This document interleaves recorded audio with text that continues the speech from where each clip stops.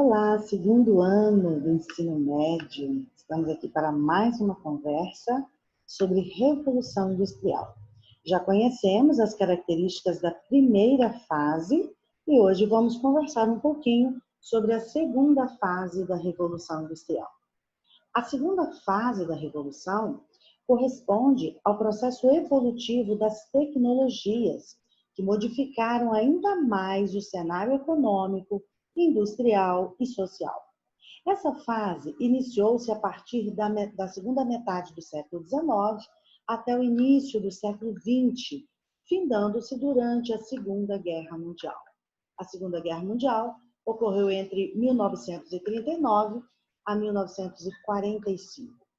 Foi nesse período em que a Revolução deixou de limitar-se à Inglaterra, que foi o país pioneiro no processo revolucionário, né? E espalhou-se para outros países, como Estados Unidos, Japão, Alemanha e França. Foi nesse período que surgiu o capitalismo financeiro, que acabou por moldar essa fase, que ficou conhecida como o período das grandes inovações. O mundo vivenciou novas criações e um incentivo à pesquisa, principalmente no campo da medicina. Meus queridos, e aí, já que nós conversamos, falamos que o capitalismo financeiro, ele passou a moldar essa fase, então nós vamos conhecer algumas características do capitalismo financeiro. Em primeiro lugar, no capitalismo financeiro, nós temos o controle da economia pelos bancos e pelas grandes corporações. Ainda o surgimento de empresas globais, como as empresas transnacionais e as empresas multinacionais. Temos ainda o aumento da concorrência internacional, o monopólio, o oligopólio e o crescimento econômico. Também podemos caracterizar esse momento como a especulação, o período da especulação e expansão do mercado financeiro. Produtos financeiros, como, por exemplo, a compra de ações nas bolsas de valores, moedas, empréstimos, financiamentos. Então, nós temos um período de evolução do sistema capitalista que tem início lá no século XV, quando inicia-se as grandes navegações. E aí, meus queridos, algumas inovações dessa fase da Revolução nós vamos destacar neste vídeo. A primeira delas, a eletricidade, antes usada apenas no desenvolvimento de pesquisas laboratoriais, passou a ser usada também no setor industrial. E segundo, o petróleo, que passou a ser utilizado como combustível e seu uso difundiu-se com a invenção do motor à explosão. Também temos como inovações desse período a substituição do ferro pelo aço e o surgimento dos antibióticos. Na continuidade das inovações da segunda fase da Revolução Industrial, nós vamos destacar a construção de ferrovias e os navios a vapor.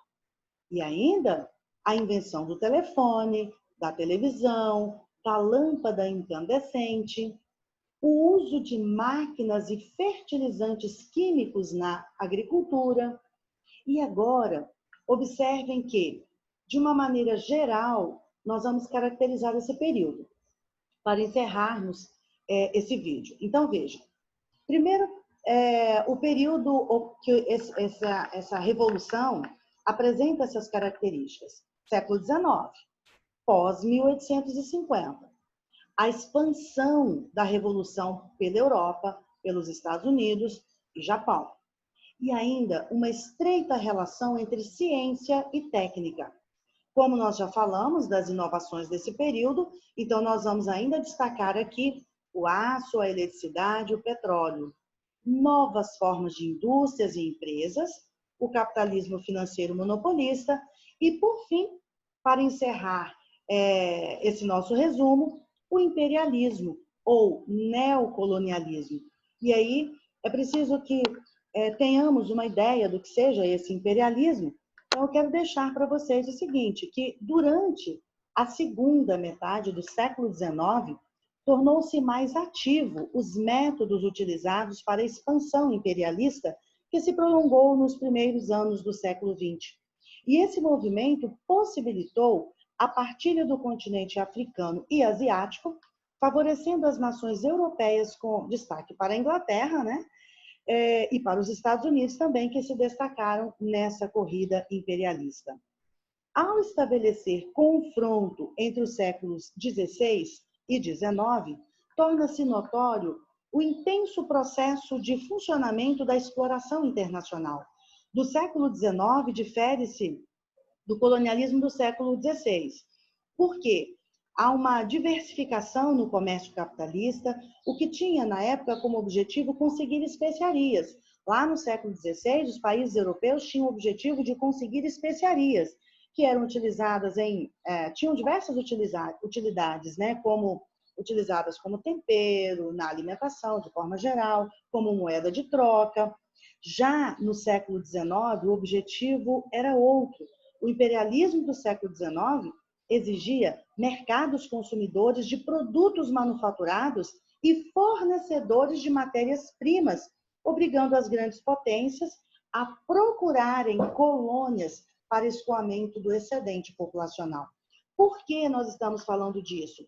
Porque agora nós estamos falando de uma Europa industrializada. Nós estamos falando, por exemplo, de países como a Inglaterra, né, que foi o mentor desse processo, que foi pioneiro nesse processo. E se você industrializa, você tem produtos, mas se você não tem mercado consumidor, então de nada adianta. Então, agora, os países industrializados, eles precisam de escoamento desse produto. Então, vender para quem? Vender para onde? Então, é o momento então de domínio desses países europeus sobre regiões como a Ásia e a África, com o objetivo de buscar mercados consumidores e com o objetivo de buscar matéria-prima barata. No entanto, nós temos um domínio, de uma forma bem rápida, a gente poderia dizer que o imperialismo seria então um domínio econômico, político dos países mais ricos sobre os países menos favorecidos economicamente. Então, meus queridos, eu deixo aqui, né, o meu abraço, agradeço a presença de vocês e aguardo vocês no terceiro vídeo sobre a terceira Revolução Industrial. Um beijo.